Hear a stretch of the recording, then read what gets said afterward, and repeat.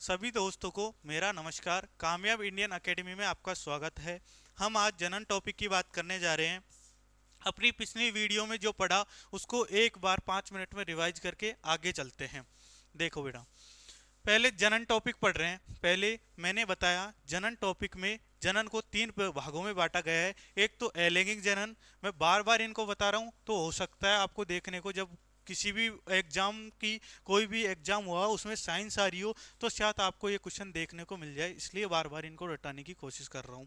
जैसे कि इनको तीन भागों में बांटा गया है, अलैंगिक जनन, कायिक जनन और लैंगिक जनन। मोटा मोटा इतना तो पता होना चाहिए कि अलैंगिक जनन है ये स्वयं संतति खुद अपनी संतति को जन्म देने के लिए अपने शरीर से ही नई संतति का निर्माण, एक कोशिका से नई संतति का निर्माण कर लेते हैं। जबकि कायिक की बात करें, कायिक पादप में होता है। पादप के तनाव में, पत्ती में, जड़ में ये क्या करते हैं, किसी को की पत्ती या टहनी गिरने के बाद में नए पौधे का निर्माण हो जाता है, उसे कहते हैं कायिक जनन। जैसे कि अपन को सरकंद लगानी है या पौधीना लगाना है, पौधीना की एक डाल लाई, उसको लगाया और वो क्या करता है, अपना विभाजन करके अपनी संततियों का निर्माण करके पूरे एरिया में क्या हो जाता है, पौधीना के पेड़ लग जाते हैं। उन्हें कहते हैं अपनी जैसी संतति का निर्माण करना। ये होता है कायिक जनन में। बात की अपने लैंगिक जनन की, लैंगिक जनन की बात की तो अपने इसमें क्या होता है, नर व मादाएं, इनमें एन गुणित यानी एक एक अंडाणु पाया जाता है। जब इनका फर्टिलाइजेशन यानी निषेचन होता है तो किसका निर्माण होता है, संतति का उत्पन्न होती है। अब अपन इनमें क्या पढ़ेंगे, एक एक चीज पढ़ेंगे कि आखिर नर में किस तरीके से शुक्राणुओं का निर्माण होता है, मादा में किस तरीके से शुक्राणुओं का निर्माण होता है, और कौन कौन सी चीजें या कौन कौन सी भाग इसमें कार्य करते हैं। इनकी एक एक बात करेंगे। मैंने जहां तक लिखा है उसको मैंने लिख भी दिया, अब आपको समझा देता हूं इस बारे में। देखो, जनन की बात की, आपके नोट्स के रूप में लिखा है जनन की बात की, तो जनन में मैंने कहा जनन तंत्र या प्रजनन। अब इसकी बात करेंगे तो इसको पॉइंट टू पॉइंट जो बोला है वही मैंने टाइप किया है। अपने समान संतान उत्पन्न, उत्पत्ति की क्रिया, क्रिया को जनन कहते हैं। यानी अपने समान जैसी ही संतान उत्पन्न करना, उसे ही क्या कहते हैं, जनन कहते हैं। जनन की क्रिया दो भागों में होती है मूलतः, बाकी पादपों की बात करें तो तीन भागों में होती है, कायिक जनन भी आ जाता है, इसलिए मैंने कायिक जनन को अलग ऐड किया है। तो आप देखो, अलैंगिक जनन की बात करें, इस प्रकार के जनन में नर युग्मनक या मादा युग्मनज की कोई भी आवश्यकता नहीं होती। यानी इसमें न तो नर चाहिए न मादा चाहिए, एक ही जीव के द्वारा अपनी संतति का क्या कर लिया जाता है, निर्माण कर लिया जाता है। यह जनन क्रिया एक ही शरीर में होती है, जो कि मैंने आपको बताया। और यह जनन क्रिया कई प्रकार से होती है, जो मैंने स्टेप की बात की एक एक स्टेप में कि किस तरीके से जनन होता है, विखंडन की क्रिया, मुकुलन की क्रिया, पुनरुद्भवन की क्रिया। ये सिर्फ मैंने एक सारणी के माध्यम से लिखा दिया, लेकिन एक नॉलेज के लिए मैंने दो जरूर पॉइंट दे दिए इसमें। एक खंडन विधि का, इसमें केंद्रक बढ़ जाता है और नए जीव या नए शरीर का निर्माण हो जाता है। इस प्रकार का जनन अमीबा में देखा जाता है। लेकिन मैंने इसमें लिखाया शॉर्ट में, लेकिन अंदर तक क्या बात की कि इसमें द्विविखंडन विखंडन पाया जाता है और बहुविखंडन पाया जाता है। द्विविखंडन विखंडन होता है वो तो किस में पाया जाएगा, अमीबा में पाया जाएगा, जबकि बहुविखंडन की बात करें वो पैरामीशियम में पाया जाएगा। लेकिन सर हम तो पूछना चाहते हैं किस तरीके से द्विविखंडन और किस तरीके से बहुविखंडन पाया जाएगा। तो मैंने आपको समझाया कि एक केंद्रक होता है, इस केंद्रक का विभाजन, ये अमीबा है, इस केंद्रक का विभाजन होके ये केंद्रक बड़ा रूप धारण कर लेगा और बड़ा रूप धारण करके दो कोशिकाओं में टूट जाएगा। तो यानी दो अमीबा यानी दो पुत्री अमीबाओं का निर्माण हो जाएगा। ये तो किसकी बात की मैंने, द्विविखंडन विखंडन की। लेकिन बात करें बहुविखंडन की, तो बहुविखंडन में क्या होगा, ये तो केंद्रक विभाजन करेगा। लेकिन बहुविखंडन पैरामीशियम की बात करें तो इसमें ये केंद्रक ही अपना विभाजन करके छोटी छोटी दो कोशिकाओं के रूप में बढ़ जाएगा। जैसे कि आपको दिखाना चाहूं, ये पैरामीशियम है, अब छोटे छोटे केंद्रकों के रूप में अंदर वृद्धि कर लेगा केंद्रकों में। जब ये केंद्रक में कोशिका झिल्ली, कोशिका भित्ति जो ये फटेगी, जब ये फटेगी तो क्या कर लेगी, अनेक पैरामीशियमों का निर्माण कर लेगी। तो इसीलिए इसे क्या कहा, बहुविखंडन। जब मैं आपको ये सिर्फ शॉर्ट नोट्सों के रूप में लिखा रहा हूँ, लेकिन जब सारणी में आप पढ़ोगे तो आपको इनके एग्जाम्पल के और इनके जिक्र हो जाएंगे, वो मैंने मेरे हाथ से टाइप लिख दिया। दूसरी बात करें मुकुलन की, आखिर मुकुलन विधि क्या होती है। इस प्रकार में जनन में मैंने सिंपल लैंग्वेज का प्रयोग किया है जो आपको समझ में है। इस प्रकार के जनन में शरीर में एक उभार उभार निकल के आ जाता है, उसे क्या कहते हैं, बुड, बीओडी, बुल्ड कहते हैं, बुड कहते हैं। इसमें क्या होता है कि मान लो ये एक क्या है, हाइड्रा है या इष्ट में, दोनों में पाया जाता है। ये एक कोशिका के बुड के रूप में निकल के बाहर आ गई। जब ये निकल के बाहर आ गई तो ये क्या है, टूट जाती है। कुछ कोशिकाएं थोड़ी सी निकल के बाहर आके टूट जाती है। जब ये टूटेगी तो वापस किसका निर्माण कर लेगी, हाइड्रा का, यानी नए जीव का निर्माण कर लेगी। इसीलिए इसे मुकुलन विधि कहा, क्योंकि बुड कहते हैं इस समय टूटकर जो कोशिकाएं होती है कुछ समय पश्चात ये टूटकर एक नए जीव का निर्माण कर लेती है, तो उसे क्या कहते हैं, मुकुलन कहते हैं। इससे ज़्यादा सरल लैंग्वेज में मैं किस तरीके से भी नहीं लिखा सकता, लेकिन अभी भी आपके दिमाग में यदि ये नहीं बैठता है तो इसमें मेरी गलती नहीं है। इसलिए मैं जहाँ तक हो मेरी पूर्णतः संपूर्ण मेहनत लगा के शॉर्ट एक बिल्कुल सिंपल लैंग्वेज के रूप में आपको बता रहा हूँ, ताकि क्वेश्चन आए तो स्किप नहीं कर पाओ, ना आपके दिमाग से निकल पाए, क्वेश्चन जरूर सोल्व हो जाए। दूसरी बात कर रहा हूँ, मैंने पुनरुद्ध भवन की भी बात की। सिर्फ एग्जाम्पल लिखने, इनकी तरीके से नहीं लिखना है, लेकिन मैं उनको एक्सप्लेन कर चुका हूँ किस तरीके से क्या होता है। यदि जिसको लिखना है, समझ में नहीं आता, कमज़ोर है उसकी मेमोरी, तो वो थोड़ा सा लाइन देके लिख ले किस तरीके से होता है खुद की लैंग्वेज में।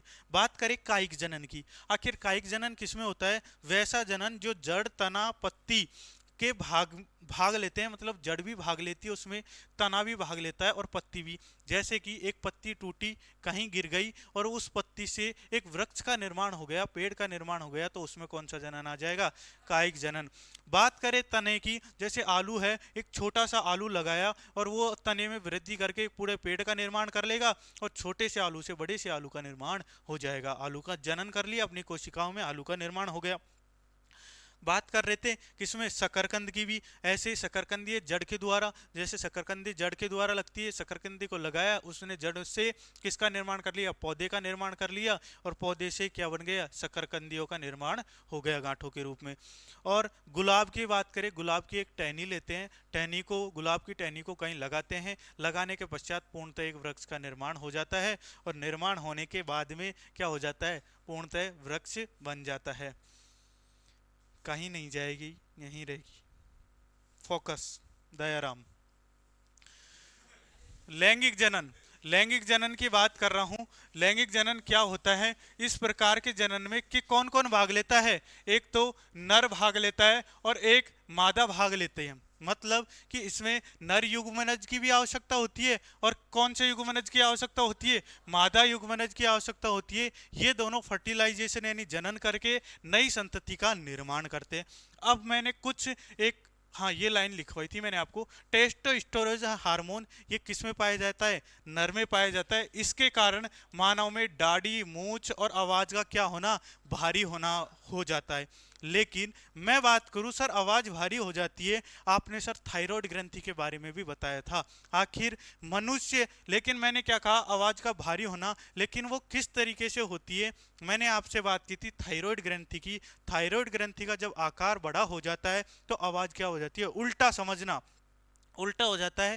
थायराइड ग्रंथि का आवाज, मतलब थायराइड ग्रंथि जब फूल जाती है, बड़ी हो जाती है, तो जो नलिका होती है, जो कंठ होता है, वो क्या हो जाएगा, छोटा हो जाएगा। जिस तरीके से मैं आपको थोड़ा सा एग्जांपल के समझाऊं, जैसे कि ये क्या है, श्वास नलिकाएं, कंठ नलिकाएं हैं। यदि इसमें ये थायराइड ग्रंथि यदि ज़्यादा मोटी हो गई तो ये क्या हो जाएगी, ये छोटी हो जाएगी, पतली। तो ये पतली होने के कारण आवाज़ क्या निकलेगी, पतली। ये ज़्यादातर किस में होगा, महिलाओं में होगा। लेकिन पुरुषों में ये ग्रंथि क्या होती है, छोटी होती है, जिससे कंठ नलिकाएं क्या हो जाती है, बड़ी हो जाती है, जिससे कौन सी आवाज़ निकलती है, भारी आवाज़ निकलती है। और आवाज़ का निकलना किसके कारण होता है, टेस्टोस्टेरोन के कारण होता है। मैंने आपको बताया पुरुषों में जनन की क्षमता होती है वो 14 वर्ष की आयु से प्रारंभ होती है और आजीवन यानी जीवन पर्यंत तक चलती रहती है। यानी शुक्राणुओं का निर्माण टेस्टिस वृषण में जीवन पर्यंत तक चलते रहते हैं। जबकि जबकि मैंने मादा में बताया, यानी महिलाओं में बताया, 12 वर्ष की आयु से यह अवस्था चालू होती है और 45 से, या मैंने एवरेज बता दिया, मान लो इसमें मैंने 50 ही लिख दिया, लेकिन आगे लगा लो 45, क्योंकि मान लो यहाँ पर 45 है, किसी में 46 दे दे, 48 दे दे ऑप्शन में, तो आपको 45 से 50 वर्ष का बीच में देखना है कि 45 से 50 वर्ष के बीच में क्या हो जाती है, ये समाप्त हो जाती है। मैंने कहा था कि इसमें क्या पाए जाते हैं, कुछ हार्मोन्स पाए जाते हैं, यानी मादा की बात करूं तो एक पॉइंट जोड़ देता हूं यहां पर, जो मादा के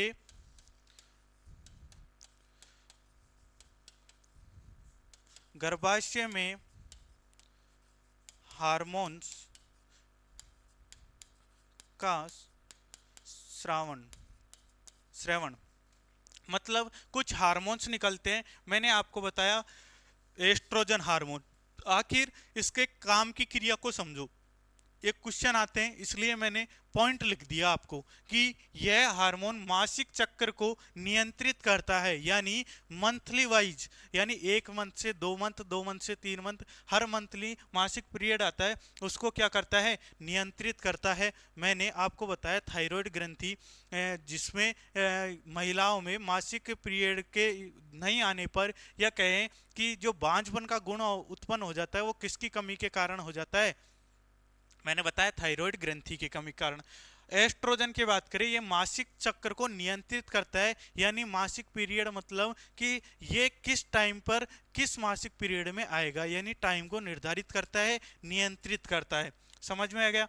प्रोजेस्टेरोन हार्मोन की बात करें तो यह हार्मोन स्तनों का विकास करता है और गर्भावस्था में सहायक है, मतलब गर्भावस्था जब होती है, दो अंड का और जो शुक्राणु का जब निषेचन होता है, उसमें सहायता करता है, स्तनों का विकास करता है, दुग्ध ग्रंथियों को स्रावित करता है, जिसमें दुग्ध ग्रंथियों की स्रावित करने में मैंने कौन से हार्मोन की जिक्र किया आपसे, कहा प्रोलैक्सिन हार्मोन दुग्ध हार्मोन को क्या करता है, स्रावित करता है। एक हार्मोन रिलैक्सिन हार्मोन निकलता है, यह हार्मोन प्रसव क्रिया में सहायक है, यह यूटेरस होता है, इसको मार्ग प्रदान करता है, यानी बच्चे को बाहर निकलने में सहायता प्रदान करता है। यह जब निकलता है, जब गर्भावस्था पूर्ण हो चुकी होती है, तब यह हार्मोन सक्रिय होता है। लेकिन कुछ मैं बात करूं कि गर्भावस्था की, जो मैं कहूं कि गाय होती है, गाय में लगभग जो मंथली पीरियड होता है, यानी गर्भावस्था जब शुरू से धारण करके अंतिम पीरियड तक, यानी कितना का होता है, 9 माह का होता है। जबकि पुरुष महिला में बात करूं, महिला में कितने का, 9 माह का। जबकि भैंस में बात करूं, भैंस में 10 माह का। कुत्ते में बात करूं, कुत्ते में 2 से 2.5 मंथ का। बात करूं चूहे में 21 से 22 दिन का क्या होता है, गर्भा काल होता है। ये सीधे सीधे कभी कभी क्वेश्चन पूछे जाएं तो आपको ये समझ में आ जाने चाहिए। अब मैं बात कर रहा था आपसे किसकी, ये आपको ऐसे कैसे एज इट इज, पहले ये फिर ये फिर ये आपको लिखने हैं एज इट इज समझते हुए। एक चीज समझ लेना, मेरी एक खासियत है, यदि आपके कॉफी में लाइन लिखते समय लाइन याद नहीं है, आप उसको 2-3 बार नहीं, मेरे से 10 बार पूछोगे, मैं उसको समझाऊंगा। लेकिन कॉफी में लाइन लिखने से पहले आपके दिमाग में लाइन लिख जानी चाहिए कि हाँ ये मैं लाइन लिख रहा हूँ, इसका अर्थ ये है और इससे ये निकल रहा है।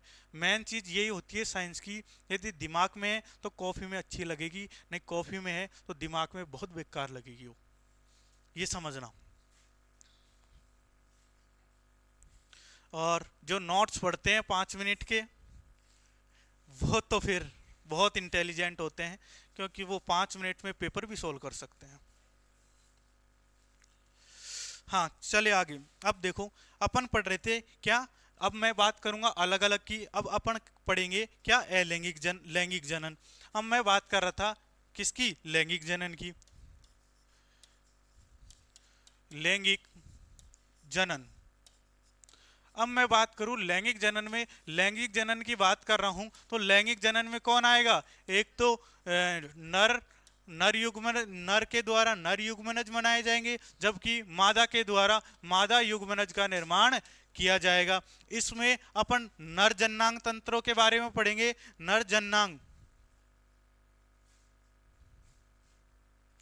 देखो, नर जननांगों की बात करेंगे कौन कि नर जननांग कौन से होते हैं। दूसरी बात करेंगे मादा जननांगों की कि मादा जननांग कौन कौन से होते हैं। मैंने डायग्राम के माध्यम से आपको समझाया, उसको रिवाइज में बार बार इसीलिए कर रहा हूं ताकि आपके पूर्णतः ये दिमाग में बैठे और एक एक चीज को आप समझ पाओ। मैंने नर जननांग तंत्र की बात की, तो नर जननांग तंत्र में कितने वृषण होते हैं?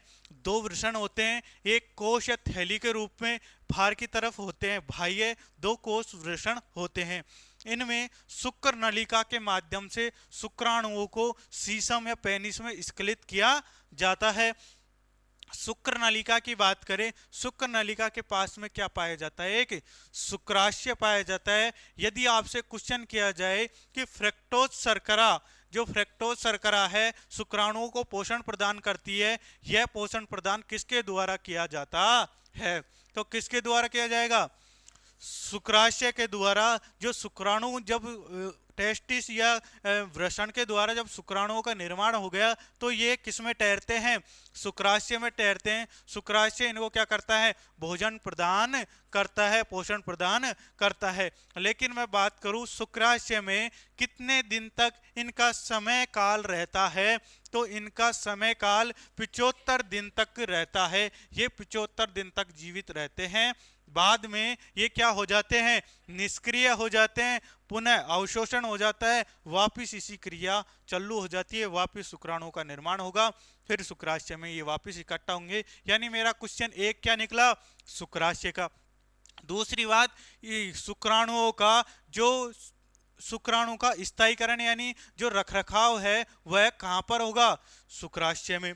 दूसरी बात करेंगे अपन मूत्राशय की। मूत्राशय में क्या होगा? जो किडनियां हैं, जो वृक्क हैं, इनके द्वारा मूत्र का निर्माण होगा और वो मूत्र जो इकट्ठा होगा वो किसमें होगा?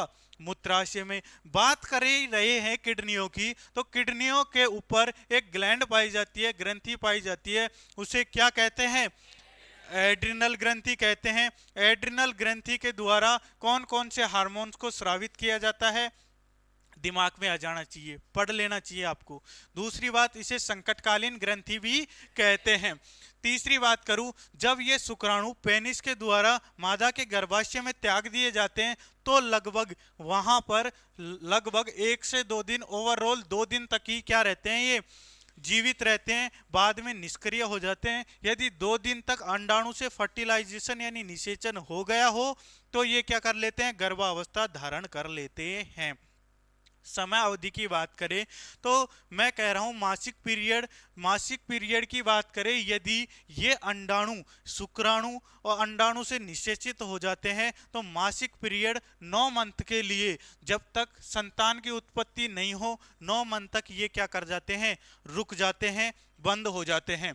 बात कर रहा हूं मैं प्रोस्टेट ग्लैंड और काउपर ग्लैंड की, यानी इसमें 2 ग्रंथियां पाई जाती हैं। आखिर ये क्यों काम करती हैं, क्या काम है? काउपर ग्रंथि होती है, ये क्षारीय माध्यम प्रदान करती है। मूत्र होता है, मूत्र भी सीसम पेनिस के द्वारा त्यागा जाता है और शुक्राणु भी पेनिस के द्वारा त्यागे जाते हैं। तो ये क्या करते हैं? जब मूत्र इससे बाहर निकलेगा तो अम्लीय माध्यम बना देगा और अम्लीय माध्यम में शुक्राणु क्या हो जाते हैं? निष्क्रिय हो जाते हैं। इसके कारण जो काउपर ग्लैंड है ये क्षारीय माध्यम बनाने का काम करती। दूसरी बात करें प्रोस्टेट ग्लैंड की, प्रोस्टेट ग्लैंड क्या करती है? शुक्राणु स्वतंत्र गति नहीं कर सकते, उनको गति करने के लिए एक माध्यम की आवश्यकता होगी, एक तरल माध्यम की आवश्यकता होगी। तो ये प्रोस्टेट ग्लैंड अपने 30% भाग को शुक्राणुओं में मिला देता है, जिससे ये शुक्राणु बाहर निकलने में सक्षम होते हैं और गर्भाशय में गति करने में सक्षम होते हैं। समझ में आ गया तीनों चीजें, चारों चीजें? अब इनका अपन पॉइंट टू पॉइंट बात करेंगे। मैंने ये पढ़ाया कौन सा? नर जननांग। अब बात करूंगा मैं मादा जननांग की। मैंने जो बोला है वही मैं लिखाता हूं, और यदि ये जो बोला है वो दिमाग में होगा तो क्वेश्चन एक भी बाहर नहीं निकल सकता। आप 100% है, कोई सा भी क्वेश्चन बनेगा ना घुमा फिरा के तो आप आंसर दे पाओगे। दूसरी बात कर रहा हूं मादा जननांग की। मादा जननांग कुछ इस प्रकार से होता है, इसके नामांकित करते हैं, एक एक चीज समझते हैं। क्या होता है, किस तरीके से मैंने आपसे बताया कि किस तरीके से नर में नसबंदी होगी, किस तरीके से मादा में नसबंदी होगी, इन चीज़ों को समझते हैं। दूसरी बात, किस तरीके से एक शुक्राणु यानी एक कोशिका के द्वारा किस तरीके से पूर्णतः एक शरीर का निर्माण हो जाता है, उस चीज़ को समझेंगे। तीसरी बात, मैं ये क्वेश्चनों के रूप में समझा रहा हूँ, जब मैं थ्योरेटिकल आपको बताऊंगा तो आपको नोटिस करना है सर ने क्या क्या बोला था और क्या क्या अपन को समझने में आना चाहिए। दूसरी बात कि अंडाणुओं का आखिर निर्माण होता कहाँ है, क्या कहाँ होता है, जिस चीज को समझेंगे। अंडाणु निषेचित यानी फर्टिलाइजेशन यानी निषेचन होता है, वो आखिर किस में होता है, किस नलिका में होता है, कहाँ होता है, वो समझेंगे। आखिर शुक्राणुओं में कौन सी सहायक ग्रंथियां होती है, कौन सी चीज भाग लेती है, किस तरीके से होता है, वो सारी चीजों को आज इस मादा जननांग में समझेंगे। नर जननांग की बात कर ली, नर में एक भी पॉइंट आपका मिस नहीं होना चाहिए। अब कर रहे हैं कौन सी, मादा जननांग की। अब मादा जननांग से समझते हैं।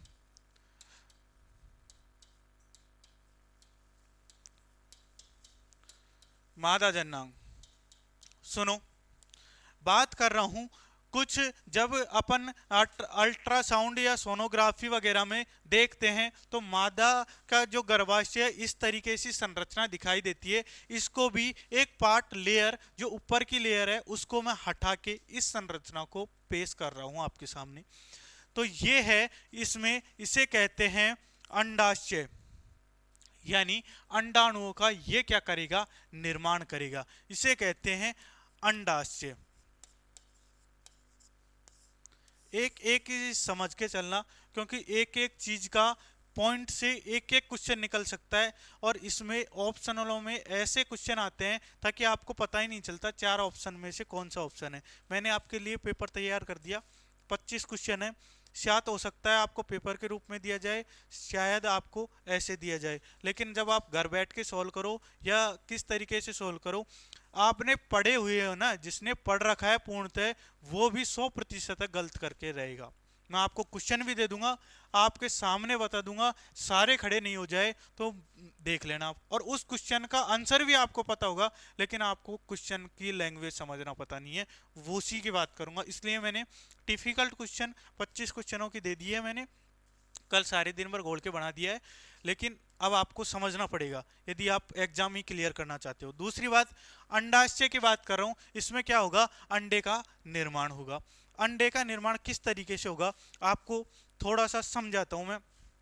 देखो, जो मादा होती है, महिला होती है, इसमें अंडाणुओं का निर्माण पूरे जीवन चक्र में कितना होता है, 400।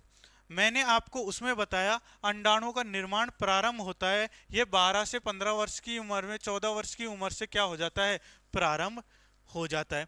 अब 400 अंडों का निर्माण जीवन पर्यंत तक होता है। अब ये किस तरीके से होता है, मैंने कहा एक मंथ यानी एक महीने में एक अंडाणु का निर्माण होता है, दूसरे महीने में दूसरे अंडाणु का निर्माण होगा, तीसरे में तीसरे का, तो 12 महीने में 12 अंडाणुओं का निर्माण होगा। तो 12 के अनुसार लगाए तो कुल 400 अंडाणुओं का जीवन तक निर्माण होता है। निर्माण 45 से 50 वर्ष तक होता है, 50 वर्ष के बाद में ये बंद हो जाता है।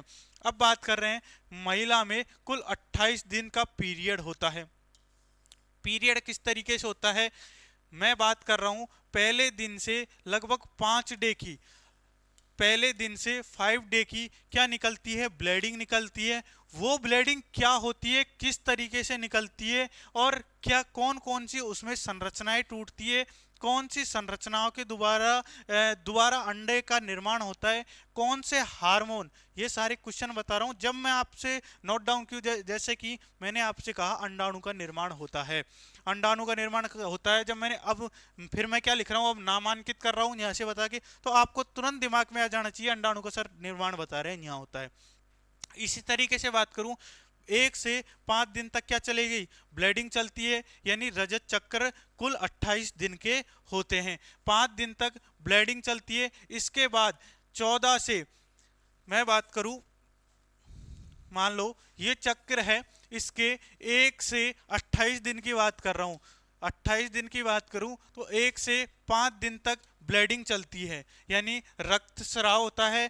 फिर क्या करते हैं, यहाँ से अंडाणु वापस बनना प्रारंभ होते हैं ब्लीडिंग के द्वारा। समझो एक बार कि ब्लीडिंग इसलिए होगी क्योंकि यहाँ पर जो अंडाणु था, अंडाणु क्या नहीं हुआ, निषेचित नहीं हुआ, यानी निषेचन नहीं हुआ। मान लो इस जहाँ ये फेलोपियन ट्यूब की बात कर रहा हूँ, मैंने कहा कि फेलोपियन ट्यूब होती है जहाँ पर जो शुक्राणु है वो अंडाणु से निषेचित होते हैं।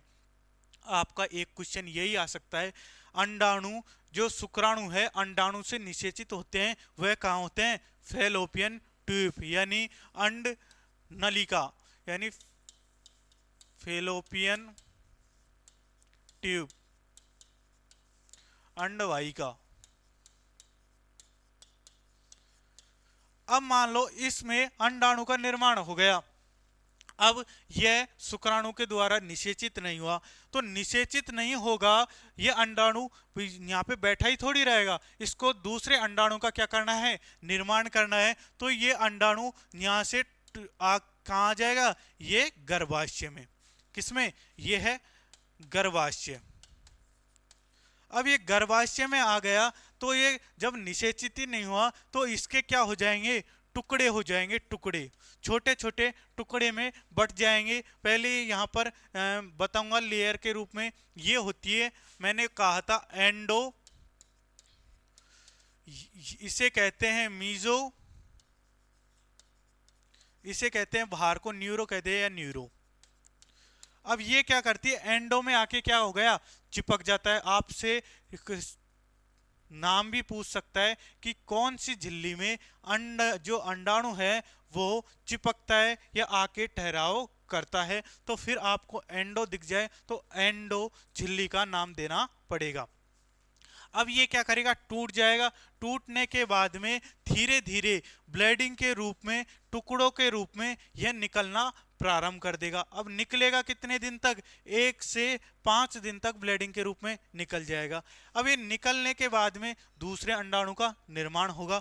तो मैंने बताया अंडाणु का निर्माण कहाँ होता है, अंडाशय में। अंडाशय में अंडाणु का निर्माण हो गया, फिर अंडाणु कहां पर चले जाएगा, अंडाशय से अंडाणु निकलकर कहां आ जाएगा, फैलोपियन ट्यूब में। फैलोपियन ट्यूब होता है, ट्यूब में अंडवाहिका में निषेचन कहां पे होगा, शुक्राणु और अंडाणु का निषेचन कहां होगा, फैलोपियन ट्यूब में। अब मान लो निषेचन हो गया तो उस तरीके से वापिस ठहर जाएगा। अब मैं वही बात करना चाहता हूं, मान लो निषेचित नहीं हुआ तो 1 से 5 दिन तक वो वापिस निकलने लग जाएगा।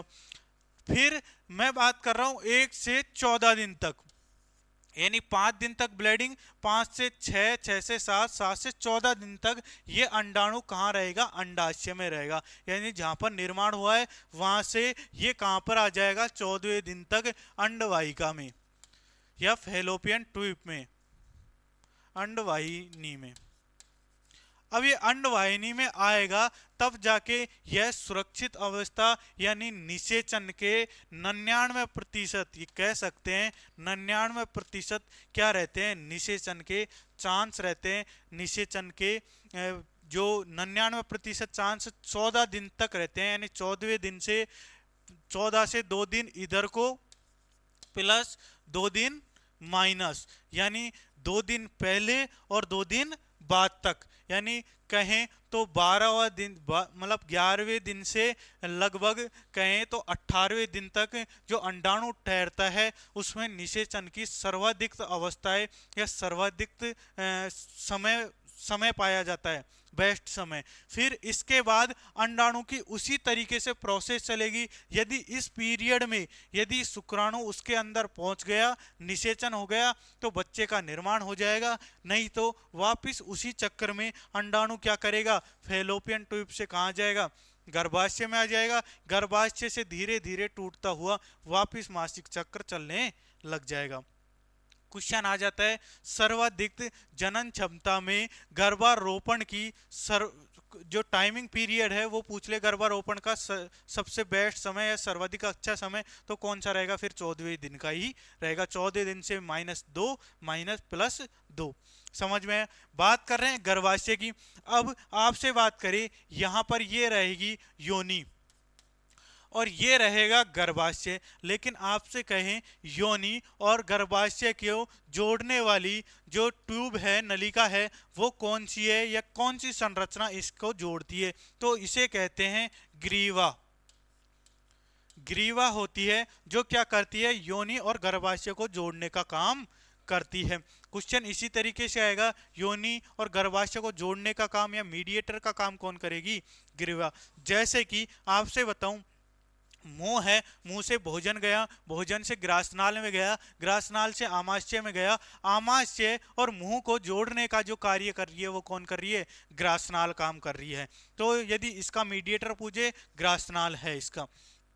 जब ये शुक्राणु को किस में त्यागा जाता है? ग्रीवा में त्यागा जाता है। जब ग्रीवा के अंदर यह गति करता हुआ गर्भाशय में पहुंचता है, यदि शुक्राणु गर्भाशय से वापस कहां पर पहुंचता है? फैलोपियन ट्यूब में। मैंने आपको बताया कि अंडाणु का आकार किस तरीके से होगा, जैसे ये है, दोनों संरचनाओं में होगा। जब अंडाणु को जो सर्वप्रथम शुक्राणु गति करते हुए इस झिल्ली को भेदकर यदि इस अंडाशय में चले गया, तो यह कौन सा हो जाएगा? निषेचित हो जाएगा, मासिक चक्कर रुक जाएगा और अंडाणु निषेचन होने के बाद में संतान का निर्माण हो जाएगा।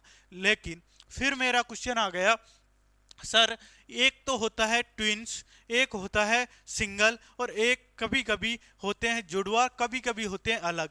अलग का मतलब जुड़वा होंगे उनके क्या डीएनए भी एक पाया जाएगा, फिंगरप्रिंटिंग भी एक पाई जाएगी और फेस भी लगभग मैच होगा। लेकिन कहें कि सर कई तो कहते हैं कि गर्भाशय में 2 बार निषेचित, मान लो अंडाणु निषेचित हो गया तो 2 जुड़वा बच्चों के निर्माण होते हैं, उनके फेस भी अलग हो जाते हैं, फिंगरप्रिंटिंग भी अलग होती है और डीएनए भी अलग होते हैं उनके। आखिर क्या रीजन है, क्या कारण है, उसको समझते हैं। जैसे कि मैंने बताया, मादा की जो अंडाणु है वो कहां पर ठहरता है, कहां पर निषेचित होता है? मन में बोलो ताकि आपको ये याद रहे, नहीं बाद में कंफ्यूज होगी। ये फैलोपियन ट्यूब में रुका, फैलोपियन ट्यूब में एक अंडाणु का निर्माण हुआ। मैंने क्या बताया? मादा एक अंडाणु का क्या करती है? निर्माण। जबकि शुक्राणु होते हैं तो शुक्राणु कहा मैंने कि एक बार शुक्राणु का स्खलन करने पर 100 से 200 मिलियन तक शुक्राणुओं की संख्या चली जाती है। 100 से 200 मिलियन शुक्राणु गर्भाशय में छोड़े जाते हैं। जब इस अंडाणु को एक शुक्राणु आकर क्या करेगा? निषेचित करेगा। मान लो ये शुक्राणु है, ये एन और एक एन इससे मिला, क्या हुआ? इनमें निषेचन हुआ तो एक युग्मनज का निर्माण हो गया। कौन सा युग्मनज बन गया? 2Na, यानी 2Na गुणसूत्र का निर्माण हो गया। अब अपन संरचना में समझे, जैसे कि ये संरचना है, ये किसमें समझ गया कि एक तो कौन सा शुक्राणु आ गया? नर शुक्राणु, एक मादा शुक्राणु। बाल बहुत अच्छे हैं आपके, काफी यहाँ ध्यान दे। शुक्राणुओं का निर्माण हो गया, दोनों निषेचित हो गए। निषेचित होने के बाद में ये क्या करेंगे? वही बात, कोशिकाओं में अपने वृद्धि करेंगे। लेकिन वृद्धि किस तरीके से करेंगे? क्या करेंगे? अर्धसूत्री विभाजन करेंगे। अर्धसूत्री विभाजन करके क्या करेंगे? कोशिकाओं में अपनी वृद्धि करेंगे। जब मैंने आपको क्या पढ़ाया था? कोशिका विभाजन, उसमें मैंने साफ साफ एक वर्डों में लिखाया था कि कोशिका विभाजन में जो अर्धसूत्री विभाजन है वो जनन कोशिकाओं में होता है। इसमें मैंने ये भी लिखाया था कि क्या नाम से डीएनए है, इनकी जो डीएनए की गुणसूत्रों की संख्या है ये अपरिवर्तित रहती है। गुणसूत्रों की संख्या कितनी होती है?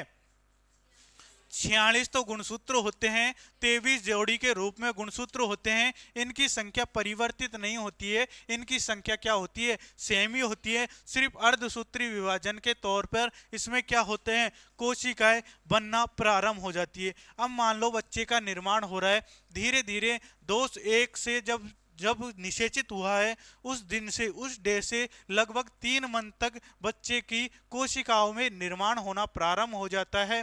फिर तीसरे मंथ तक, तीसरे से चौथे मंथ तक बच्चे की धड़कनें चालू हो जाती हैं, जो कि अपने सोनोग्राफी में दिखाई देती है। बच्चा, ये कोशिकाएं ऐसे कंपन करना, वृद्धि करना प्रारंभ कर देती है। हृदय से मस्तिष्क का निर्माण हो जाएगा, मस्तिष्क से पूरे अंग का, अंग तंत्र का निर्माण हो जाएगा। मैं बात करूं कोशिका की, क्या मैं कोशिका की बात कर रहा हूं तो एक कोशिका, जो कोशिका है वो कोशिका सर्वप्रथम किसका निर्माण करेगी? एक मिनट, कोशिका से क्या बनेगा? क्या बनेगा? तो आज ही आया तो ये बनेगा ही नहीं क्या कुछ? कोशिका से किसका निर्माण होगा? ऊतक का। ऊतक का निर्माण होगा। ऊतक से फिर क्या बनेगा? अंग से अंग बनने लग जाएंगे, और अंग से फिर क्या बन जाएगा? एक सिस्टम, अंग तंत्र का निर्माण हो जाएगा। अंग तंत्र का निर्माण हो जाएगा। अंग तंत्र का क्या हो जाएगा? निर्माण हो जाएगा। अब बात कर रहे थे अपन ट्विंस की, कि किस तरीके से, या तो जुड़वा बच्चे हों तो किस तरीके से होंगे, या फिर अलग अलग किस तरीके से होंगे। देखो, जब ये एन और एन बना, यदि इस तरीके से प्रोसेस चली तो एक बच्चे का निर्माण हो जाएगा। यानी जिस, जब कि मैं बता रहा हूं कि अपन परसेंटेज में डिसाइड करें तो लगभग 97 से 98% बच्चे क्या होंगे? सिंपल, साधारण, एक ही बच्चा एक माता के गर्भाशय से उत्पन्न होगा। लेकिन कोई रेयर केसेज में बात कर रहा हूं, मान लो ये शुक्राणु है, शुक्राणु मादा के एन, जो एन गुणसूत्र हैं, इनकी बात कर रहा हूं। जब ये शुक्राणु मान लो इस कोशिका को भेद कर अंदर चले गया, बाई चांस यदि इस कोशिका से अंदर दोनों शुक्राणु एक साथ, दो शुक्राणु एक साथ प्रवेश कर गए, तो इसमें कौन से हो जाएगी? 3n का निर्माण हो जाएगा। यानी दो शुक्राणु किसके गए? नर के। एक अंडाणु किसका रहा? मादा का। इनमें क्या होगा? निषेचन हो गया। तो फिर निषेचन होने के बाद में ये कोशिकाएं इस तरीके से विभेदित हो जाएंगी, यानी एक तो किसका, दो तो किसके? नर के, और एक किसका? मादा का। जब इनमें दोनों निषेचन हो गया तो दो ट्विंसों का निर्माण हो जाएगा, यानी जुड़वा बच्चे पैदा हो जाएंगे। लेकिन कभी कभी मादा क्या करती है? कभी कभी दो अंडाणुओं का निर्माण हो जाता है, जबकि मैंने कितने परसेंट बताया? रेयर केसेज में कि 2% केस में ऐसा होता है कि मादा दो अंडाणुओं का निर्माण कर लेती है। बताया जाए कि शुक्राणु, एक शुक्राणु दो मादा अंडाणुओं को निषेचित कर रहा है, तो इसमें कितने रहेंगे? 2n की बात कर रहा हूं मैं। 2n हो जाएंगे किसमें? मादा के अंडाणु में 2n हो जाएंगे। जब इससे शुक्राणु एक n प्रवेश करेगा तो इनमें दोनों में क्या हुआ? निषेचन होगा। निषेचन होने के बाद में इनमें कितने होंगे? 3n हो जाएंगे। जब इनमें निषेचन की बात कर रहा हूं तो एक n तो किसका होगा? नर का। जबकि बात कर रहा हूं किसका? मादा का। तो 2n किसके हो जाएंगे? मादा के। तो यानी बच्चे तो अलग अलग होंगे, बच्चे क्या होंगे? अलग अलग। लेकिन बात करें इसमें तो क्या होंगे? बच्चों का जो फिंगर है, जुड़वा तो बच्चे होंगे, जुड़वा मतलब चिपके हुए, जिनके फिंगर भी एक होंगे, डीएनए भी एक होगा, और फेस भी एक ही होगा। लेकिन बात करें कि मादा के गर्भाशय से कभी कभी दो बच्चों, दो संतान की जन्म होती है, लेकिन उनके फिंगर भी अलग होते हैं, डीएनए भी अलग होते हैं, और वो क्या करते हैं? फेस भी अलग, सेम टू सेम नहीं होते, काफी चेंजेज आ जाते हैं। तो वो इस तरीके से होता है। दो अंडाणुओं का निर्माण हुआ, दो अंडाणुओं को एक ही शुक्राणु ने क्या कर दिया? निषेचित कर दिया, और निषेचित करने के बाद में के दो बच्चों का क्या हो गया? जन्म हो गया। अब बात करते हैं किसकी? नसबंदी की, कि आखिर महिलाओं में नसबंदी किस तरीके से होगी और पुरुषों में किस तरीके से होगी। ये मैं चैप्टर खत्म करने वाला हूं, आपको इनमें से समझ में आना चाहिए। हो सकता है आपको पूछना भी चाहिए, न कि बाल, कोई पीछे देख के मुड़ रहा है, कोई कैसे, तो वो गलती ना करे। समझ से एक बार बाहर हो जाएगा तो आपका एक फिक्स बहाना रहेगा, पॉपुलर सर। बहुत बेस्ट बाय ना। अब देखो, हाँ फोकस, बात कर रहे हैं अपन नर की। अब बात करेंगे नसबंदी की कि किस तरीके से नसबंदी होती है, ये अपन लास्ट का टॉपिक रखेंगे। फिर उसमें पूर्णतः एक मैं सारांश के रूप में लिखूंगा, जिसमें आपको, मैंने पिछले भी शायद मैंने कोशिका में थोड़ा सारांश लिखाया था क्या, आज से फिर भी मैं संडे का टाइम मिलेगा तो कोशिकाओं के जो सारांश की बात है वो थोड़ी मैं बढ़ा के लिखाऊंगा, और भी कुछ डीपली दे दूंगा। बाकी आप ग्रंथियों का थोड़ा सारांश है उसका पेज और इसका पेज एक सारांश के रूप में लिखूंगा। लेकिन सारांश का गलत फायदा ये होता है कि आप उसको पढ़ के रट दो। सारांश का मतलब ये होता है उसको पढ़ने के बाद में पूरा आपका चैप्टर क्लियर हो जाए, वो होता है सारांश। अब बात कर रहे हैं किसकी, अब एक एक टॉपिक की बात करें।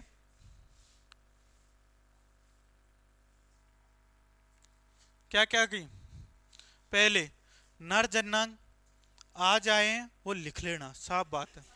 नर जन्नांग, इसमें क्या पाए जाते हैं, वृषण पाए जाते हैं। वृषण में क्या पाए जाते हैं, सहायक, जो सहायक जन्नांग है वो ये पाए जाते हैं। जैसे कि योनि होगी, काउपर ग्रंथि होगी, काउपर ग्रंथि क्या काम करती है ये मैंने आपको बताया।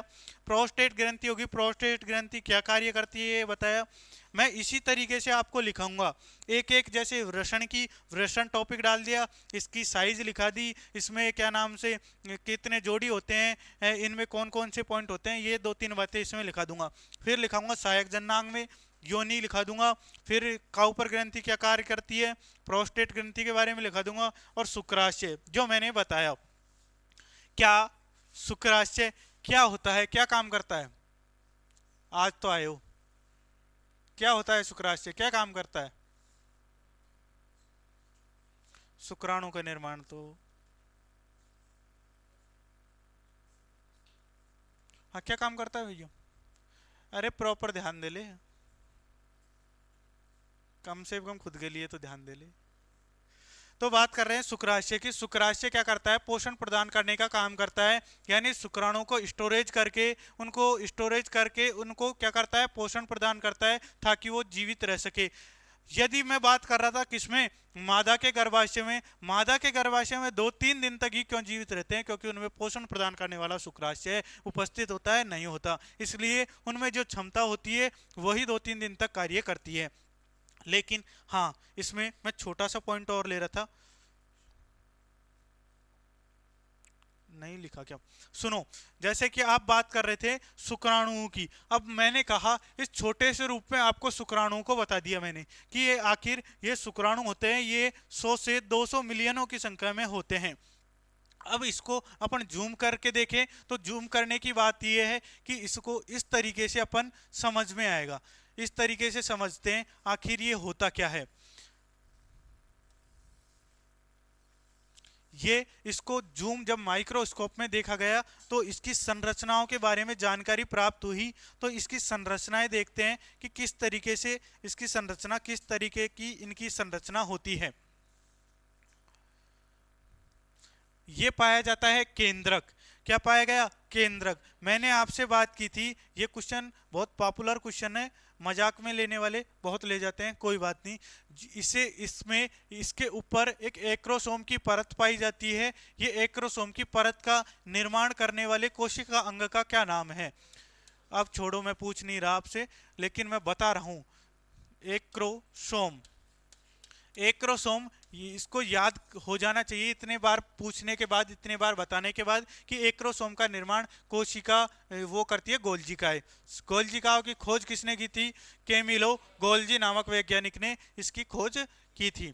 अब बात करें इसमें, ध्रुव पाए जाते हैं, 2 ध्रुव पाए जाते हैं, इनकी बात करेंगे। मैं कह रहा हूं इसमें क्या पाए जाते हैं, माइटोकॉन्ड्रिया की संख्या पाई जाती है।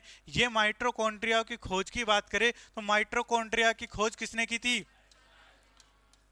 अल्टमान ने खोज की थी। लेकिन मैं बात कर रहा हूं माइटोकॉन्ड्रिया की संख्या की, सर्वाधिक संख्या किसमें होती है, सबसे कम संख्या, एक मिनट, किसमें होती है। अब बात कर रहे हैं केंद्रक की, इसमें क्या पाया जाता है, केंद्रक पाया जाता है अंदर। अब सुनो, केंद्रक में ये चीजें पाई जाती हैं। मैंने बात कर रहा हूं साइटोप्लाज्म की। साइटोप्लाज्म यानी कोशिका द्रव की। क्या कोशिका द्रव की खोज किसने की थी? पुरकेंजे ने। तो कोशिका द्रव पाया गया, द्रव साइटोप्लाज्म। अब सुनो एक चीज, मैंने कहा आपसे ये पार्ट होता है, केंद्रक किसमें पाया जाता है? यदि आपसे क्वेश्चन के रूप में पूछ लिया जाए तो किसमें पाया जाता है, इसीलिए इसके क्या कर दिए हमने, भाग कर दिए। ये कौन सा पार्ट हो गया? सिर पार्ट यानी हेड पार्ट हो गया। ये मिडिल पार्ट यानी मध्य भाग हो गया, मध्य भाग। और जबकि बात करें अपन किसकी, टेल पार्ट की, तो ये कौन सा हो गया? पूंछ पार्ट। पूंछ पार्ट क्या कार्य करता है, इसको भी आपको समझ में आ जाना चाहिए। मध्य पार्ट क्या कार्य करता है और एक्रोसोम क्या कार्य करता है। मैं बात कर रहा हूं पूंछ पार्ट की। पूंछ पार्ट जो शुक्राणु होता है, इसको क्या काम करेगा कि ये गति प्रदान करेगा, यानी जो अंडाणु है, अंडाणु तक इस शुक्राणु को क्या करने का, क्या करेगा, पहुंचाने के लिए सहायता प्रदान करेगा। जब इसका काम होने के बाद में, कि जब किसी के काम निकलने के बाद में ये क्या हो जाता है, नष्ट हो जाता है, खत्म हो जाता है। बात करें किसकी, मध्य पार्ट की। शुक्राणुओं के मध्य पार्ट में कौन सा पाया जाता है? माइटोकॉन्ड्रिया पाया जाता है। माइटोकॉन्ड्रिया क्या होता है? ऊर्जा का निर्माण करता है, एटीपी का निर्माण करता है, गति करने में सहायता प्रदान करता है। जब ये गति करने में सहायता प्रदान करेगा, ऊर्जा का निर्माण करेगा, तो क्या करेगा, ये शुक्राणु कहां तक पहुंच जाएगा? अंडाणु, यानी अंडाणु तक पहुंच जाएगा और निषेचन की क्रिया में क्या लेगा? भाग लेगा। बात करें एक्रोसोम की, तो एक्रोसोम क्या कार्य करेगा? ये अंडाणुओं की जो परत होती है, कोरोना कौन सी, रेडियोटा, इसको क्या करेगा? भेदने का काम करेगा। जब इसको भेदने का काम करेगा तो ये क्या करेगा? इसका काम खत्म, इसने भेद दिया तो ये क्या करेगा? हट जाएगा। तो और फिर जो केंद्रक है, कोशिका द्रव है, कोशिका द्रव में पाए जाने वाले सभी कोशिका अंग है, ये क्या करेंगे? अंडाणु में प्रवेश कर जाएंगे। जब ये अंडाणु में प्रवेश कर गए, माइटोकॉन्ड्रिया जो कोशिका द्रव में कोशिका अंग पाए गए, केंद्रक, केंद्रक में जो डीएनए वगैरह पाए गए, डीएनए डीएनए क्या काम करेगा? अपने जीन्स को, यानी अपनी आनुवांशिकता को क्या करेगा? एक उसमें संतति में पहुंचाने का काम करेगा। जब ये सारे किसमें घुस गए? अंडाणु में। अंडाणु में घुसने के बाद में क्या हुआ? अंडाणु से निषेचित हो गया। निषेचन होने के बाद में वही कोशिकाओं का स्टेप चालू हो जाता है। एक कोशिका से दूसरी कोशिका, दूसरी कोशिका से तीसरी कोशिका का निर्माण हो जाएगा। निर्माण किस विधि के द्वारा होगा? अर्धसूत्री विभाजन के द्वारा निर्माण विधि पूर्ण होगी। सप्ताजी नहीं चल रही। अर्धसूत्री विभाजन के द्वारा, मैं इसमें क्वेश्चन बताने की कोशिश कर रहा हूं। अर्धसूत्री विभाजन के द्वारा क्या होगा? अर्धसूत्री विभाजन होगा, कोशिका का निर्माण होगा, एक कोशिका से दो कोशिकाओं का निर्माण होगा और किसका? एक शिशु का निर्माण हो जाएगा। कुछ पॉइंट आपके जनरल नॉलेज के अनुसार या क्वेश्चन के अनुसार आपको जो 1 मंथ से 9 मंथ का पीरियड है, उसमें आपको स्टेप वाइज स्टेप बता दूंगा मैं फिर भी, कि किस महीने में क्या प्रोसेस होती है। 9 मंथ की प्रोसेस भी आपको बता दूंगा। इसके बाद अपन क्या करते हैं, कल पढ़ेंगे। आपको पहली चीज, कोशिकाओं को क्या करना है? रिवाइज करना है। कोशिकाओं को रिवाइज करना है, और खास तौर से एक चीज मैंने जो नाम ले दिया ना, उसको रिवाइज करना है। यदि वो आपके दिमाग में होगा, जैसे मैं अर्धसूत्री विभाजन की बात कर रहा हूं, यदि अर्धसूत्री विभाजन आपके दिमाग में होगा तो 100% कह रहा हूं, आप इसका जो एक क्रिया से दूसरी क्रिया होगी, आप समझने में समर्थ होंगे। आपके दिमाग में इस इंटरेस्ट के साथ बैठने लग जाएगा कि हाँ सर, एक स्टेप ये चल रही है, दूसरी ये होगी। मैं बात कर रहा हूँ अर्धसूत्री विभाजन की। आपको अर्धसूत्री विभाजन ही पता नहीं है तो वैसे आप नाम को ही ध्यान रखोगे, बाकी इसकी कोई भी प्रोसेस आपको ध्यान में नहीं रहेगी। तो बात करेंगे अपन किसकी? एक तो कोशिकाओं की। फिर दूसरी बात, चलो इसमें ही समझ लेते हैं। मैंने बात की मादा के गर्भाशय की, तो मादा के गर्भाशय में मैंने आपको 2 हार्मोन्स की बात की। 2 हार्मोन्स निकलेंगे, एक तो LH हार्मोन, एक FSH हार्मोन। आखिर मादा के गर्भाशय में इनकी आवश्यकता क्यों हुई? क्या कारण रहा इनकी आवश्यकता का? क्यों उत्पन्न हुए है ये? इसकी बात करें, क्यों उत्पन्न हुए? क्योंकि भाई ये तो क्या करेगा? अंडोत्सर्ग। अंडोत्सर्ग अंडोत्सर्ग की क्रिया में भाग लेगा, जबकि जो एफएसएच हार्मोन है ये शुक्राणु व अंडाणुओं के निर्माण की क्रिया में भाग लेगा। यानी कहने का मतलब जो अंडाणु अंडाशय में था उसको उत्सर्जित करके अंडोत्सर्ग करके फैलोपियन ट्यूब जो अंडवाहिका है उसमें लाके रख देगा ताकि वो निषेचन होने की क्रिया संपन्न कर पाए। जबकि एफएसएच हार्मोन है ये अंडाणु और शुक्राणुओं के निर्माण की क्रिया में भाग लेता है, यानी उनका निर्माण करता है। तो ये अंडाणु और शुक्राणु के निर्माण की क्रिया में भाग लेता है।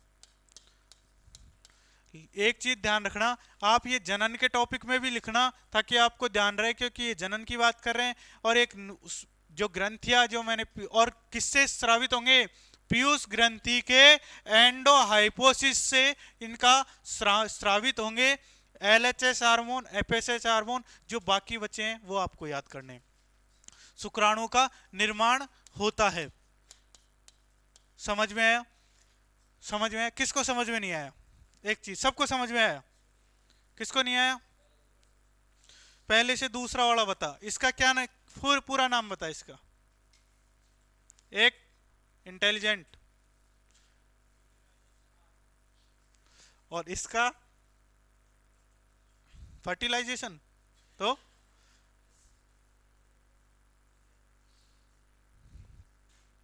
इन चीजों को याद करो, बार बार पढ़ोगे तो समझोगे।